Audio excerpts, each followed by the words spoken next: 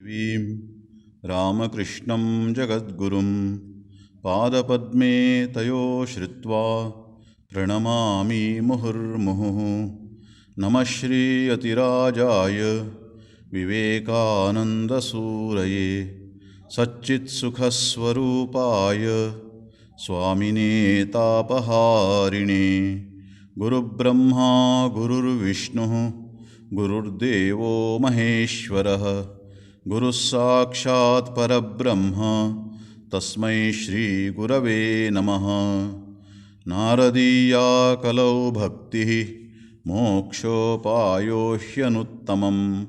इत्थं येनोपदिष्टं तं रामकृष्णं नमाम्यहम्।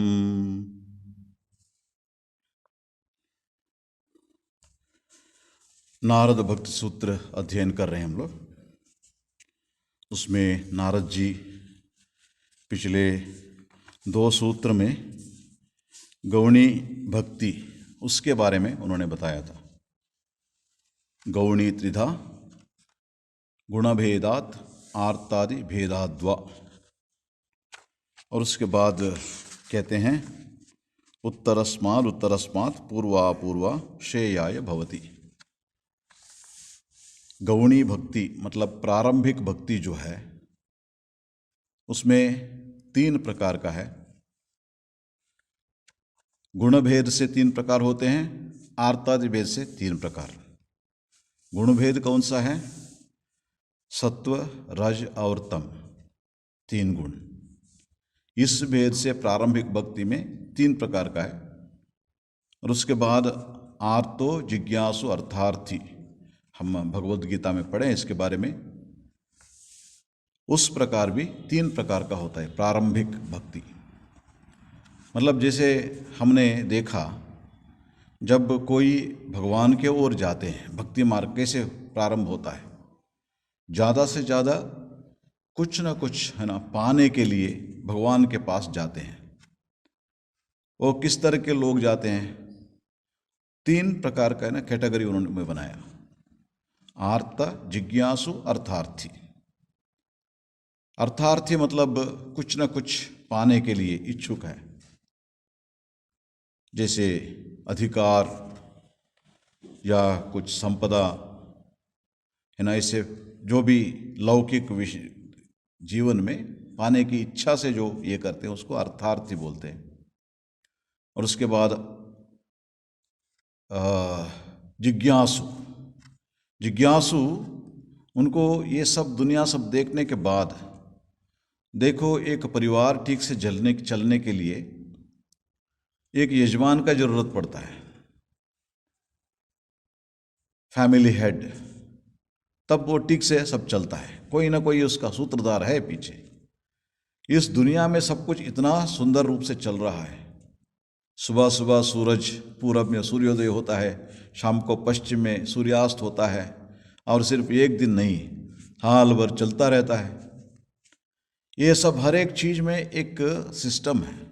इसके पीछे कोई शक्ति हो, वो शक्ति क्या है? जिज्ञासु।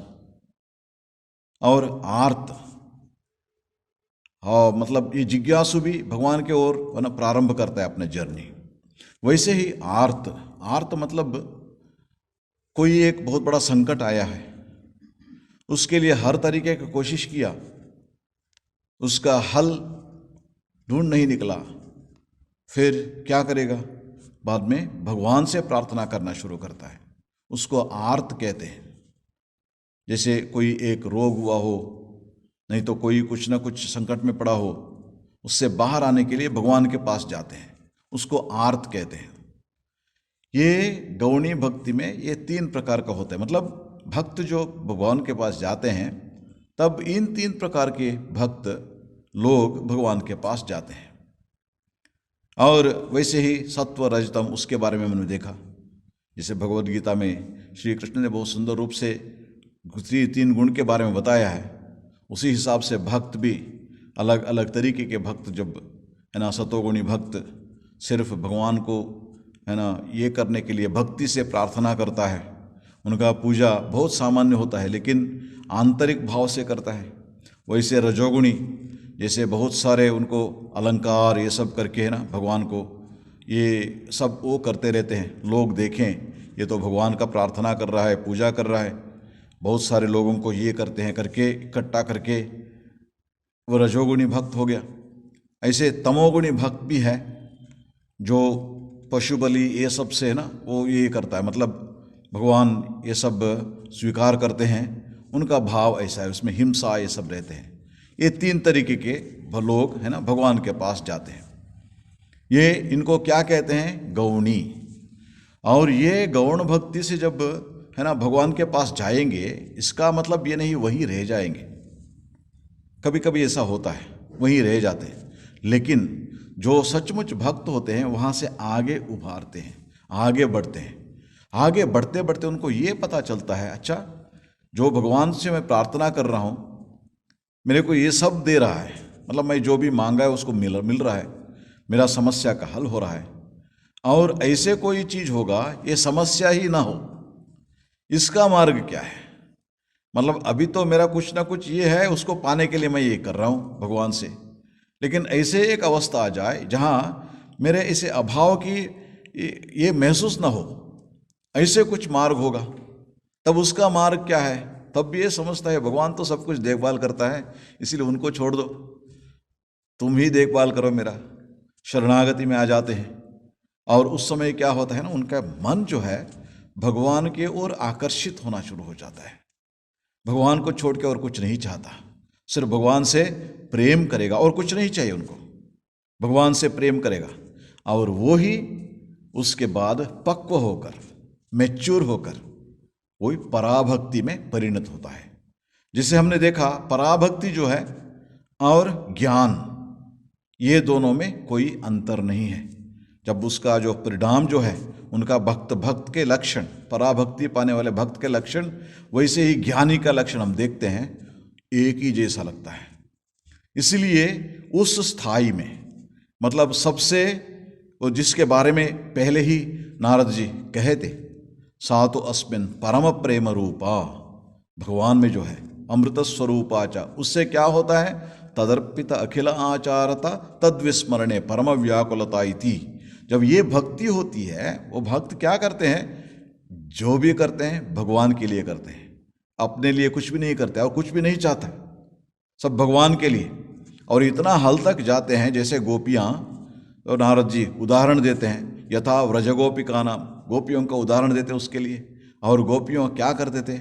वो श्री कृष्ण यहाँ जाएंगे, रास्ते में कांटे हैं, उनको पैर में लगेंगे, फिर उसको निकालना होगा, उनके बारे में सोचते हैं, अपने बारे में नहीं है, अपने सुख के बारे में नहीं सोचते। श्री कृष्ण के, मतलब जब प्रेमास्पद का सुख का जब चिंतन करते हैं, अपने बारे में नहीं सोच के, मतलब इतना प्यार, जैसे माँ अपने बच्चे के प्रति उनका जो प्यार होती है, अपने को जितना भी तकलीफ हो लेकिन बच्चा सुख से रहे, उनको कोई तकलीफ ना हो, वैसा ही ये भक्त क्या होते हैं तब भगवान के, और ये जो प्यार है ना, इसको उनका मन एकदम चलता रहता है, इसलिए ये भक्ति होती है। इसको पराभक्ति कहते हैं, इसको पराभक्ति। और ये मतलब इसका अलग अलग स्टेप्स हो गया। और उसके बाद आगे बढ़ते हैं, और नारद जी ये कहते हैं, मतलब जब भक्ति में शुरू करते हैं ना, जब तमोगुण से शुरू करो ठीक है, लेकिन वहीं मत रहो तमोगुणी भक्ति, वहाँ से रजोगुण की ओर जाओ और उसके बाद सत्वगुण की ओर जाओ। और क्या होता है? गुणातीत भक्ति, गुण के अतीत, गुण से अतीत होकर वो जो भक्ति, मतलब पराभक्ति, वो मिलती है। धीरे धीरे आगे बढ़ना, ये बात कहते हैं। आज का जो सूत्र है वो देखने वाले हैं। उसके बाद सूत्र नंबर 58, इसमें नारद जी कहते हैं अन्यस्मात् सौलभ्यम भक्तौ, अन्यस्मात् सौलभ्यम भक्तौ। इसका अर्थ क्या है? अन्यस्मात् मतलब दूसरे सभी प्रकार के साधन। हम जानते हैं मुख्य रूप से 4 तरीके का मार्ग बताया गया। योग, ये तो भक्ति योग हो गया, और कर्म योग, और ज्ञान योग, और राजयोग। ये इन तीनों के जब इससे करने से अपेक्षा भक्ति कहते हैं अन्यस्मात् सौलभ्यम, है ना, साधनों में भक्तौ, भक्ति का साधन, सौलभ्यम, सुलभता है, सुलभ है। ये जो मार्ग जो है ये सुलभ है। किससे? और तीन जो मार्ग है उससे आप अपेक्षा, उसके तुलना करने से भक्ति सुलभ है, ये बात कहते हैं नारद जी। अन्यस्मात् सौलभ्यम भक्तौ, अन्य सारे साधनों की अपेक्षा भक्ति पथ सहज है। सुलभ मतलब सहज है, सहज रूप से भक्ति मिलती है, ये बात कहते हैं। अब इसको समझना होगा, कैसे सहज है, कैसे सहज है ये बात कहते हैं नारद जी। पहले बता दिया उन्होंने भक्ति श्रेष्ठ है, और उसके बाद अब कहते हैं अन्य सारे मार्गों की अपेक्षा भक्ति केवल श्रेष्ठ ही नहीं बल्कि अन्य सारे मार्गों की अपेक्षा निश्चय ही सहज भी है, सहज रूप से वो जो भक्ति मिलती है। इस पथ में सबका अधिकार है। भक्ति का विशेषता क्या है, क्यों सुलभ है? सबको अधिकार है। जब दूसरे मार्ग में जाएंगे आपका जो अधिकार है ना, वो पहले आपको ये होना चाहिए, ये क्वालिफिकेशन होना चाहिए, तब भी आप उस मार्ग में जा सकते हो। भक्ति में ऐसे कोई ये नहीं है, कोई भी भक्ति मार्ग का अनुसरण करते हैं, इसलिए ये सुलभ है, सहज है। और उसके बाद इसमें जाति, कुल, विद्या, वयस और उसके बाद देश और काल आदि का अपेक्षा नहीं है, ये भी नहीं है। मतलब कोई एक कुल का हो, कोई एक जाति का हो, है ना, इसे काल में करना चाहिए, इस आयु में करना चाहिए भक्ति, ऐसे कुछ नहीं। कोई भी कभी भी जब उनको लगा वहाँ से आरंभ कर सकते हैं, ये भक्ति का सुलभता है, ये बात कह रहे हैं। अब देखिए ये इसको ये करते हुए इसको वर्णन करना होगा, मतलब एक्सप्लेन करना होगा। जब हम देखेंगे इस दुनिया में ये प्रेम करना जीव का स्वभाव में है, प्रेम करना है ना, स्वभाव में हर एक का स्वभाव है। भावना है ना, हृदय के अंदर भावना, इमोशन जिसको हम बोलते हैं, हर एक के अंदर है।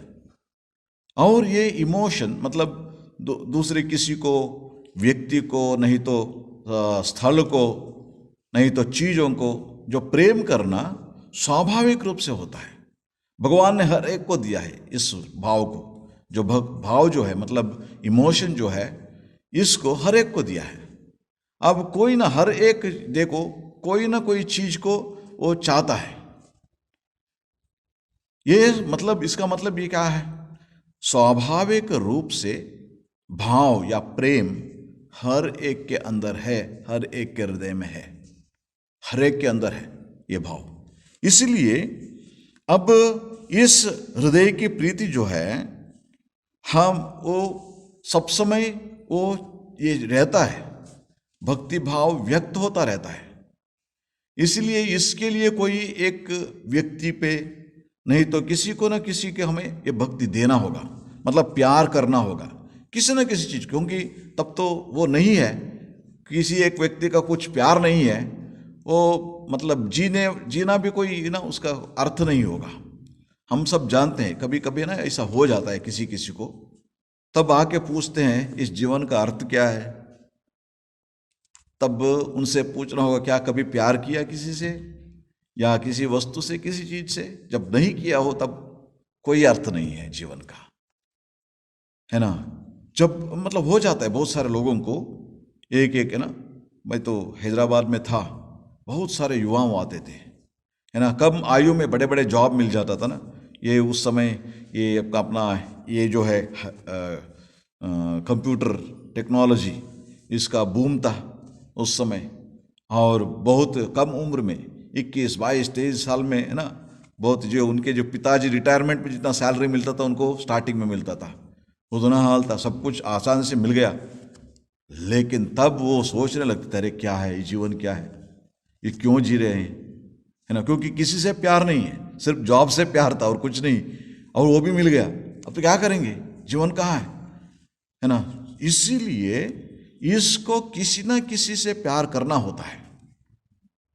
और देखिए जब व्यक्ति इसे प्यार करने लगता है, उसको ये पता लगता है किसी चीज को, किसी व्यक्ति को करते रहो, उसमें बदलाव होता रहता है। जैसे बच्चे, देखिए बच्चे को एक खिलौने हाथ में दे दो, इतना प्यार लगता है उसको, और मतलब सारा दिन उसी से खेलता रहता है, और एक दिन और दूसरे खिलौने दे दो, उसको फेंक देता है, बस हो गया, उसका काम हो गया। अब वैसा ही हर एक को होता है। ये जो चीज जो है या व्यक्ति जो है, उनसे प्यार है ना, उसका ये क्या है, इसका सबका एक्सपायरी डेट है। हर एक का एक एक्सपायरी डेट है ना। जो भी चीज है प्यार करो, उससे एक एक्सपायरी डेट होती है। मतलब इसका मतलब ये नहीं एकदम नहीं रहता प्यार, ऐसा नहीं है, लेकिन कम या ज्यादा ये होता रहता है उसमें ना, कम या ज्यादा ये होता रहता है। तब देखिए ये इंसान अब सोचना लगता है, अरे ये क्या है। फिर उसका सौभाग्य मिला, किसी न किसी के साथ है ना, उसको मतलब सत्संग मिला, ऐसे कुछ हुआ। तब उसका इस अवस्था में यदि भगवान की ओर चलने शुरू किया, तब वो देखता है, जैसे देखिए कितने हजारों सालों से बाल कृष्ण के आराधना करते हैं लोग, अभी भी बाल कृष्ण ही है। उनका जो हम पढ़ते हैं भागवत में, गोपियों के साथ जो भी उनका जो ये था, लीला थी, वो सब पढ़ते हैं, अभी भी हमें मतलब महसूस होता है। अब बचपन में हमने शुरू किया, और देखिए उस व्यक्ति जीवन अंत तक वो भगवान की ओर प्यार वो वैसा ही रहता है, वो मतलब कम नहीं होगा, किसी कारण से कम नहीं होगा। इसका मतलब वो ये समझता है कि जो हमारे प्यार जो है, प्रेम जो है हमारे हृदय में, उसका सचमुच योग्य कौन है, परमात्मा है। मतलब इसका मतलब ये हुआ, ये जो हमारे अंदर हृदय में जो भक्ति जो प्रेम जो है, इसको जब हम भगवान के ओर ये करेंगे, वो क्या होता है, सातो अस्मिन परम प्रेम रूपा।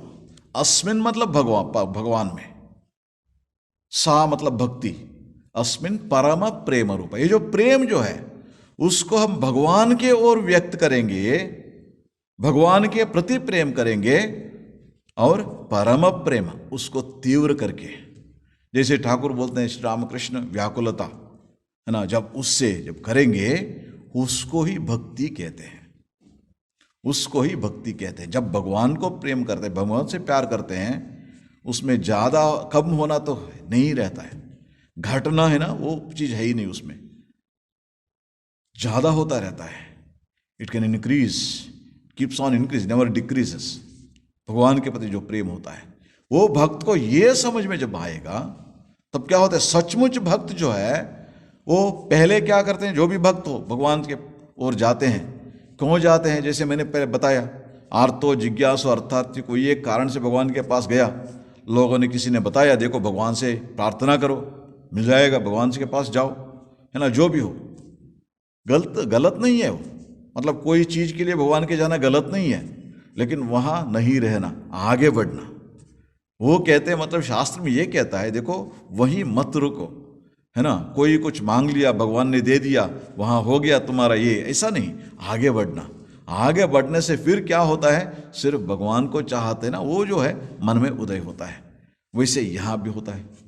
अब ये अपने प्रेम आस्पद जो है वो भगवान को बनाएंगे, सब तब क्या होता है, वो स्वाभाविक रूप से जो भक्ति मतलब अपने अंदर जो प्रेम जो है उसको अभिव्यक्ति के लिए एक मौका मिलता है। एक बात आपको समझना चाहिए, साइकोलॉजी में ये कहते हैं, कोई व्यक्ति किसी से प्रेम नहीं करता, ऐसे व्यक्ति मनोरोगी हो जाता है, मनोरोगी हो जाता है। क्योंकि इमोशन है ना, ये फीलिंग जो है, जब उसको हम एक ऊंचा मार्ग नहीं दिखाए, तब क्या होता है, स्वाभाविक रूप से नीचे ओर जाता है। ऐसे व्यक्ति का मन विकार हो जाता है, उसमें द्वेष, क्रूरता, ये सब का उदय होता है ऐसे व्यक्ति में। इसलिए इसको प्रेम को एक ऊंचा आदर्श को दिखाना चाहिए। इसलिए परिवार से प्रेम, माता पिता से प्रेम, और पति पत्नी का प्रेम, बच्चों से प्रेम, ये सब ये अभिव्यक्ति है। लेकिन शास्त्र ये कहता है देखो वहां मत रुको, और भी आगे बढ़ो, और भी आगे बढ़ो, है ना। जब ये करेंगे तब वो पराभक्ति में परिवर्तित होता है। जैसे मैंने आपको उदाहरण दिया था, श्री रामकृष्ण के पास ना एक युवती आई थी, बाल विधवा थी, अपने भाई के साथ रहती थी। उन दिनों बाल विधवा हो गए मतलब जीवन खत्म, वैसे ही रहना। उनका सौभाग्य था, गुरु से गोपाल मंत्र मिला था उनको, गोपाल का आराधना करती थी। इसी बीच उनके भाई को एक लड़का हुआ, उस लड़के का देखभाल करना इनकी जिम्मेदारी बना। घर में तो खाली बैठती है, देखभाल करो। वो शुरू की, और करते करते जो मतलब ध्यान करती थी भगवान बालकृष्ण का, उस समय अपने जो भाई का बेटा है उनका मुंह सामने आने लगा। छोटा लड़का, नन्हे नन्हे लड़का, उनका मुंह सामने आने लगा। उनका जो मुस्कुराहट, उनका जो भी भाव है वो सब उनके सामने आने लगा। तब क्या करेंगे? वो सोचने लगे, अरे क्या हुआ, मेरे तो और कोई परिवार नहीं है, क्या मैं इस संसार में फंस गया हूँ, फंस रहा हूँ? इसका इलाज क्या है, कैसे निकले यहाँ से? इसको नहीं छोड़ तो नहीं पाता, क्योंकि भाई मेरा देखभाल कर रहा है, कम से कम इतना तो कुछ न तो करना होगा घर में। फिर किसी ने बताया उनको, रामकृष्ण के पास जाओ, दक्षिणेश्वर में परमहंस रामकृष्ण, उनके पास जाओ। जब उनके पास गई और श्री रामकृष्ण से अपने ये समस्या बताई, तब श्री रामकृष्ण ने उनको क्या बताया? देखो ये भगवान है ना, भगवान सिर्फ वहां मंदिर में बैठा नहीं, वो भगवान हर एक के अंदर हृदय में है। जो राम दशरथ का बेटा घट घट में लेटा, इसका मतलब क्या है? हर एक घट मतलब जीवी के अंदर है वो परमात्मा। इसलिए जो बालकृष्ण को तुमने जो इनको पूजते हो, उसके उनके अंदर भी है, वही है, उसमें तो कोई गलत नहीं है। और श्री रामकृष्ण ने यह भी बताया, देख उसको नहाते हो, सोचो भगवान को अभिषेक कर रही हो, जब उसको खिलाती हो तब उस समय सोचो उनको नैवेद्य चढ़ा रहे हो। तब ये करते करते उन्होंने ये श्री रामकृष्ण जो भी बताया उसको अपनाया, और उसका ये जीवन में लाने के बाद उसी भाव से जब करने लगी, धीरे धीरे उनको आध्यात्मिक उन्नति हुई और भाव समाधि का अवस्था तक उनको आया। इसका मतलब क्या है? पहले प्रेम करना स्वाभाविक है, लेकिन इस प्रेम को केवल मानव केंद्रित, व्यक्ति केंद्रित या ये नहीं बना के भगवान की ओर देना। भगवान को प्यार करने का मतलब क्या है? भगवान सिर्फ मंदिर में नहीं है, वो हर एक के हृदय में बसते हैं। इसका मतलब ये हुआ, वो भक्ति, जब सचमुच एक भक्त है ना, भगवान को भक्ति करता है, वो सिर्फ भगवान का पूजा नहीं करता, हर एक की सेवा करता है। और सेवा करते समय ये सोचता है मेरे भगवान को ही मैं आराधना कर रहा हूँ, पूजा कर रहा हूँ। आगे बढ़ते बढ़ते उनको सब जगह में, सभी जगह में उनको अपने इष्ट दैव जो है वो दिखाई देता है, हर एक के अंदर दिखाई देता है। अब थोड़ा सोचिए, जो भी हम ना, जो प्रेम हम जो कहते हैं सिर्फ एक व्यक्ति के प्रति हो गया, तब उसका क्या हो, वो लिमिटेड हो गया।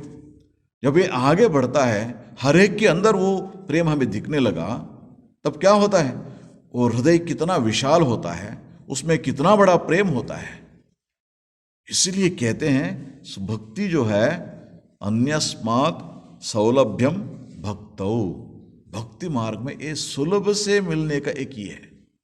अब देखिए, यहां किसी ने किसी को तुम्हारा योग्यता क्या है उसको नहीं पूछ रहे हैं, अधिकार क्या है तुम्हें ये करने में।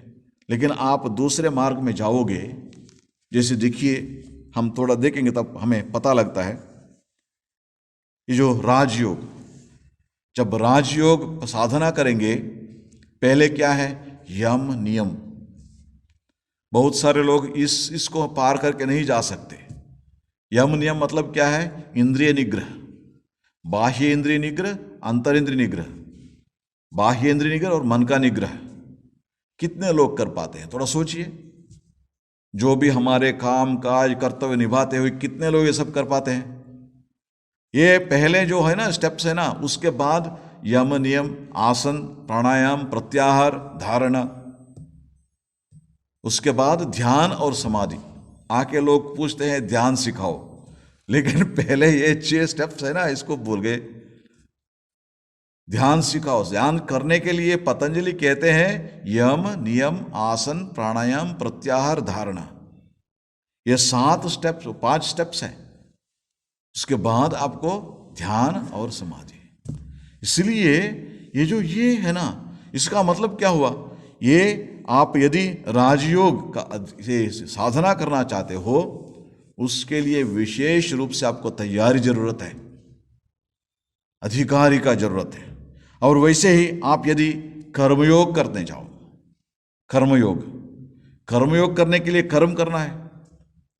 कर्म करने के लिए शारीरिक रूप से सुदृढ़ होना चाहिए। पहले एक शारीरिक रूप से है ना, उसके लिए तैयारी होना चाहिए।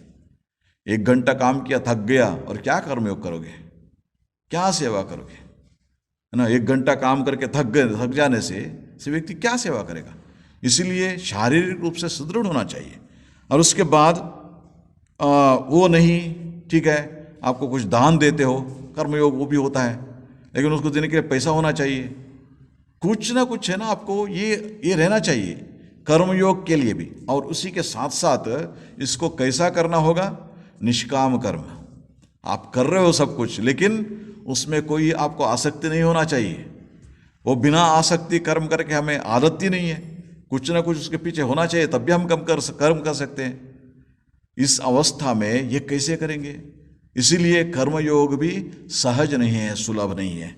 वैसे ज्ञान योग का साधना में आओगे, तब कोई वेदांत ना उसको सार है ना, उसको पढ़े हो, उसमें कहते हैं उसका अधिकारी तू, उसको क्या कहते हैं? उसमें साधन चतुष्टय संपन्न। साधन उसमें क्या है? नित्यानित्य वस्तु विवेक। उसको विवेक होना चाहिए, नित्य अनित्य। नित्य मतलब कौन शाश्वत है, कौन शाश्वत नहीं है। सिर्फ ये सोच सिर्फ नहीं है, नित्य को पकड़ना, जो अशाश्वत जो है, जो टेम्पररी चीज़ है, उसको छोड़ देना, ये होना चाहिए पहले। और उसके बाद इहामुत्र फलभोग विराग, कोई फल के प्रति आसक्ति नहीं होना चाहिए उसको। और उसके बाद शमदम आदि षट संपत्ति, इंद्रिय निग्रह। और उसके बाद मुमुक्षुत्व, इस जन्म में फिर नहीं आऊँगा, है ना, ये भाव में होना चाहिए। मोक्ष के लिए इच्छा जो है, प्रबल इच्छा, ये होना चाहिए, तभी वो ज्ञान मार्ग के लिए अधिकारी होता है। लेकिन भक्ति मार्ग में जब जाओगे, ये कोई चीज आपसे ये नहीं कर रहे हैं। प्रहलाद भागवत में बहुत सुंदर रूप से कहते हैं इसका नाम भक्ति को, या प्रीति अविवेकानाम विशेषु अनपायिनी त्वाम अनुस्मरतः सामे हृदयान्मा अपसर्पतु।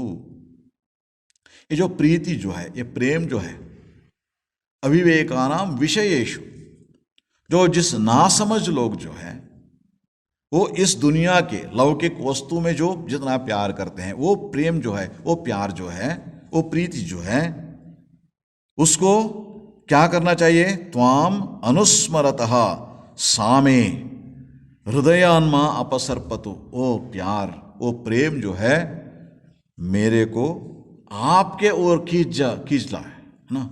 मेरे हृदय में वो प्रीति जो है, उसको आपको मतलब भगवान से, भगवान के ओर जाने से जैसे उसको बनाओ मेरे को, मतलब आपका चरण कमलों का प्रेम करने जैसे बताओ, उस मार्ग को मेरे को दिखाओ। ये ऐसे मेरा हृदय को ऐसे परिवर्तन कर दो। ये प्रहलाद का प्रार्थना है। मतलब स्वाभाविक है प्रीति किसका? वो कहते हैं कि जब नासमझ लोग नासमझ होते हैं, क्या कहते हैं? सब इस दुनिया में जो भी है उसको पकड़ के बैठते हैं। अब देखिए, आप पूछ सकते हैं क्या ये गलत है? गलत सही का बात नहीं है यहाँ पे। जिसको भी आप ये करो, पकड़ के रहो, वैसा नहीं रहेगा। मैंने आपको उदाहरण दिया था, माता पिता बच्चों को प्यार करते हैं और धीरे धीरे बच्चे बड़े होने लगते हैं, पहले खिलौने में होता है, ये होता है, उस समय उनको माता पिता को उनसे बात करने में समय नहीं रहता। और धीरे धीरे बच्चे बड़े होते हैं और उनका अपने क्लासमेट्स, अपने फ्रेंड्स है ना, उनका जो दुनिया अलग बनना शुरू हो जाता है। और उसके बाद पहले जैसे माता पिता से हर एक चीज़ को पूछते थे, वो पूछना बंद कर देते हैं। अरे मेरा बेटा कुछ नहीं पूछता है मेरे से, है ना। वो बच्चा ही रहना चाहिए उनको ना। बड़े हो गया, बड़ा होने के बाद वो अपने जिम्मेदारी अपना ले लेता है, लेकिन माता पिता को ठीक नहीं रहता, है ना। इसी ऐसे मतलब बदलता रहता है दुनिया, दुनिया का स्वभाव है। हम किसी एक चीज को पकड़ के रहेंगे, वो जैसा था वैसे ही रहना चाहिए, वो नहीं होगा, वो नहीं होगा। इसीलिए क्या करना चाहिए उसको, भगवान की ओर दो। ठीक है, मतलब अब ठीक है, मतलब इस दुनिया में है, हर एक के प्रति अपना कर्तव्य होता है और हर एक का ये है प्रेम होता है, उसको तो ये नहीं है, लेकिन ये ही सर्वस्व है, वो बुद्धि छोड़ना चाहिए, है ना। ये ही सर्वस्व है, ये चीज ऐसा ही रहेगा, मैं इसे पकड़ के रहूंगा, है ना। ये जो भाव होता है एक बंधन का कारण बनता है। इसीलिए अब क्या करना चाहिए, पहले भगवान को पकड़ो। जो भगवान को पकड़ता है हर एक को प्यार करता है, लेकिन एक समान, एक में ज्यादा एक में कम ऐसा नहीं है, एक में ज्यादा एक में कम ऐसा नहीं है। शारदा माँ कहती हैं, शारदा माँ एक बार जो कलकत्ता में उद्बोधन जो है वहाँ शारदा माँ रहती थी। उस समय एक छोटी बालिका माँ के पास आती थी, वो 5-6 साल की लड़की। और माँ जब जयराम भट्टी जाने लगी, मैं भी आपके साथ जाऊँगा, मैं भी आपके साथ जाऊँगी। फिर माँ ने उनको समझाया, फिर समझाने के बाद ठीक है, और उसके बाद माँ ने उनको बताया, देखो जो तुम यहाँ पर हो ना, ये जो मेरे प्रति तुम्हें प्यार है, हाँ जरूर है, लेकिन मुझे कैसे पता चलेगा। फिर उस लड़की ने पूछी, अच्छा क्या करने से आपको पता चलेगा मैं आपसे प्यार करता हूं। मां उनसे कहती है, देखो तुम्हारे परिवार में जितना लोग हैं सभी से एक जैसे प्यार करना होगा, एक से ज्यादा एक से कम ऐसा नहीं। तुम्हारे परिवार में सभी से एक जैसे प्यार करना होगा। तब मतलब माँ के कहना ये है, इसका मतलब क्या है, माँ कौन है यहाँ पे, जगदम्बा है। जगदम्बा से जो भी प्रेम करेंगे, उनके प्रति भक्ति होगी, तब क्या होता है, हर एक को एक जैसे, हमारे तरफ से कोई भिन्न नहीं होगी। क्यों? क्योंकि हर एक के अंदर वो जगदम्बा का अंश है ना। इसीलिए यहाँ उनका ये है, वो कहते हैं प्रहलाद, जो तुम्हारे अंदर जो ना तुम्हारे ओर मेरा प्यार ऐसे बढ़े, जैसे ना समझ लोग इस लौकिक विषय के प्रति अपने प्यार दिखाते हैं, उस प्यार को तुम्हारे ओर ये करने के लिए। और इसके बारे में जैसे हमने पहले बताया, अधिकारी के बारे में ना, ये हमने इसके बारे में बताया, भक्ति में कैसे ये सब नहीं है, इसको भगवद गीता में एक बहुत सुंदर रूप से श्री कृष्ण कहते हैं। वो कहते हैं, अपि चेत सुदुराचारो भजते माम अनन्य भाग साधुरेव समंतव्य सम्यक व्यवसितो ही सहा। अब देखिए भक्ति मार्ग का विशेष क्या है, पहले तुम इंद्रिय निग्रह करके यहां पर आओ ऐसे नहीं बता रहे।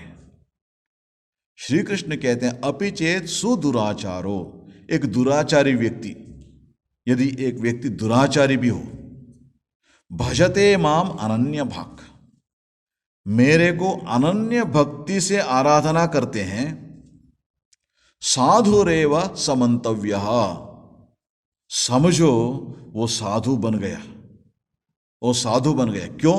सम्यक व्यवसितो ही सा, उसका जो निर्धार है ना वो ठीक है, भगवान से मैं प्यार करूंगा। वो क्या, कैसे प्यार है, अनन्य भक्ति, अनन्य भक्ति करने लगा है। इसका मतलब वो जो निर्धार किया है वो ठीक ही है। इसलिए उसको क्या समझना चाहिए, साधुरेव समंतव्य अपि चेत सुदुराचारो, दुराचार नहीं सुदुराचारो, जितना भी दुराचारी हो, लेकिन एक बार उन्होंने निर्धार किया और उस प्रयत्न में लगा, अनन्य भक्ति करने लगा मेरे से, फिर वो साधुरेव से वो मंतव्य। क्यों? क्योंकि देखिए इंग्लिश में कहते हैं every saint had a past, every sinner has a future.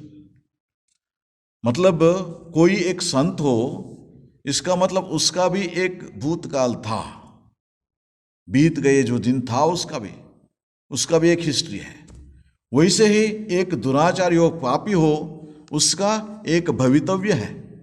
मतलब अच्छे बनने के लिए, सुधारने के लिए उनको भी एक मौका है, हर एक को मौका है। ये बात कहते हैं स्वामी विवेकानंद भी यही कहते हैं, do not look at a man as he is because he has the immense possibility to become an excellent individual. Improve करने के लिए उसको पॉसिबिलिटी है, शक्ति है। वो जो मतलब अब हो सकता है दीनहीन स्थिति में हो, इसका मतलब ये नहीं सब समय ऐसा ही रहेगा। वो अच्छे इंसान बनेगा जब मौका मिलेगा, उसको वातावरण मिलेगा, उसका सोच है ना सुधारेगा, सुधरने से वो भी अच्छा इंसान बनेगा। इसलिए ये कहते हैं मतलब भक्ति मार्ग में जब पकड़ोगे तब क्या होता है, सम्यक व्यवस्थित हो हिस्सा, सही निर्धार किया। क्या निर्धार? अनन्य, है ना, भजते माम अनन्य भाग, जब मेरे को अनन्य भक्ति से भजने शुरू करते हो, ये बात कहते हैं। और दूसरे एक जगह में भगवान ये कहते हैं, माम ही पार्थ व्यपाश्रित्य ये पे स्युः पापयोनयः स्त्रियः वैश्याः तथा शूद्राः ते पियान्ति पराम गतिम। समाज में कई लोगों को कमजोर समझते हैं, मतलब पहले से भी वो ये था। उसमें क्या है? पापयोनयः, मतलब बहुत दीनहीन स्थिति में जो है उन लोगों ने, और उसके बाद स्त्रियः, उनको भी, और वैश्याः, वैसे शूद्रा, वो भी जो भी है ना, जब माम ही पार्थ व्यपाश्रित्य, यदि मेरे को आश्रय करके आगे बढ़ेंगे, वो क्या होते हैं? पराम गतिम, परम गति को, सद्गति को प्राप्त होते हैं वो भी। इसका मतलब क्या हुआ? भगवान का स्मरण करने के लिए ऐसा ही होना चाहिए, भक्ति करने के लिए ऐसा ही होना चाहिए, ऐसे कोई ये नहीं मापदंड नहीं है, उसके लिए एक क्वालिफिकेशन नहीं है। इस दुनिया में कुछ भी करने जाओ, आपको कुछ ना कुछ आपको क्वालिफिकेशन चाहिए। सिर्फ एक ही चीज़ के लिए हमारे देश में ये नहीं चाहिए। आप जानते हो किसके लिए? इलेक्शन लड़ने के लिए कोई क्वालिफिकेशन की ज़रूरत नहीं है।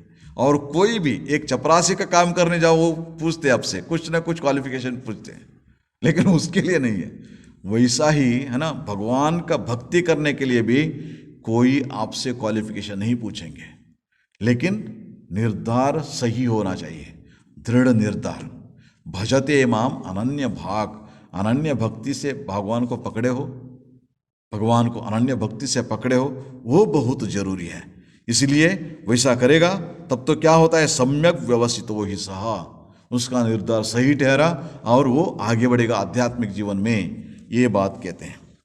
और उसके बाद भक्ति का और एक विशेषता क्या है? भगवान की अर्चना करना चाहिए, पूजा करना चाहिए, सब है। से जब पूजा करेंगे, जब हम मंदिर में जाते हैं, देखते हैं बहुत सारे उसके लिए तैयारी वो सब चलते रहते हैं, और भगवान की पूजा कैसे करें, ये सब का प्रश्न हो जाता है।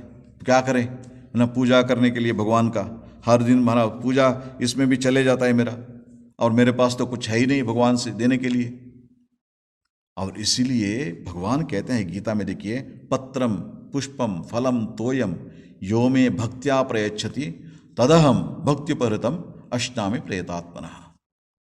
मतलब तुम्हारे पास कुछ नहीं भगवान को देने के लिए, पत्र, तुलसी पत्र, बिल्लो पत्र, जो भी हो उसको निवेदन करो, और पुष्पम, फूल है ना, फूल को निवेदन करो, फलम, ठीक है, कोई एक फल है तुम्हारे पास, उसको निवेदन करो, और तोयम, ये कुछ भी नहीं है, ठीक है, जल, जल को निवेदन करो ना भगवान को, जल पिलाओ भगवान को ना, पानी पिलाओ भगवान को, है ना। लेकिन उसको क्या करना चाहिए, कैसे देना चाहिए? मुख्य रूप से क्या है? भक्त्या। ये सब जो भी चीज है उसको भक्ति से जब दोगे, तदहम भक्त्युपरतम अष्टामि प्रयतात्मनः, उसको जब प्रेम से, भक्ति से जब निवेदन करते हो, उसको मैं स्वीकार करता हूं, इसको मैं स्वीकार करता हूं। इसका मतलब क्या हुआ? भक्ति जो है वो होना चाहिए। भक्ति जब नहीं है तब जितना भी बड़े बड़े भंडारा लगा के दो, ठीक है, सामाजिक रूप से ठीक है, बहुत सारे लोगों को हमने खिलाया, गरीबों को खिलाया, है ना, ये सब खिलाया, बहुत अच्छी बात है। लेकिन भक्ति रूप से जब अंदर में भक्ति नहीं है, भगवान को मैं दे रहा हूँ, है ना, उसके लिए करते हो, तब उसका कोई मतलब नहीं होगा। भक्ति होना चाहिए। भक्ति से जो भी दोगे उसको भगवान ने स्वीकार करेंगे, भगवान उसको स्वीकार करेंगे। इसलिए जो भी हम देते हैं भक्ति से देने होगा, श्रद्धा भक्ति से। भगवान स्वीकार कर रहे हैं, जब भगवान को देते हैं, जो भी है, जो भी चीज़ देते हैं, अच्छी चीज़ दें, इस भाव से जब करते हैं। और उसके बाद और एक ये है शास्त्र में, तुलसी दलमात्रेण जलस्य चुलुकेन च विक्रीणीते समात्मानं भक्तेभ्यो भक्तवत्सलः। भक्ति शास्त्र में एक इनको ये बताते हैं, भगवान को देने के लिए जो भी है आपके पास दे सकते हो, उसमें तो कोई ये नहीं है, कुछ भी नहीं है, अच्छा ठीक है, तुलसी दल मात्रेण, तुलसी दल, तुलसी पत्र, और जलस्य चुलुकेन च, जल, उसको आप ये करो, निवेदन करो, है ना। उससे क्या होते हैं, जब भक्ति से देते हो, उसको निवेदन करते हो, तब विक्रीणीते सुमात्मानम भक्तेभ्य भक्तवत्सलः।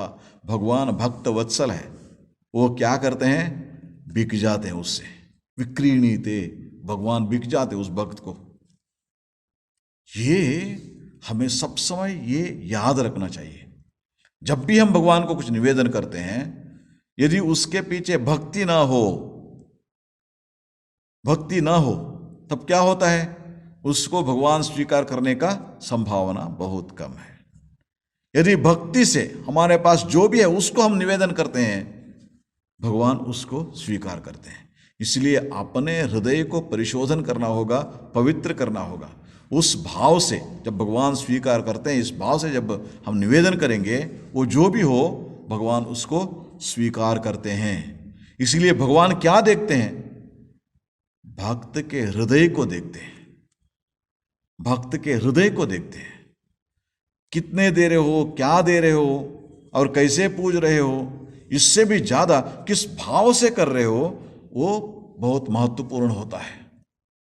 हम जब महाभारत पढ़ते हैं, महाभारत में श्री कृष्ण जाते हैं हस्तिनापुर, किसके लिए, संधि की बात करेंगे, है ना, वो कौरवों को समझाएंगे, है ना, युद्ध ना हो, संधि हो, इसलिए।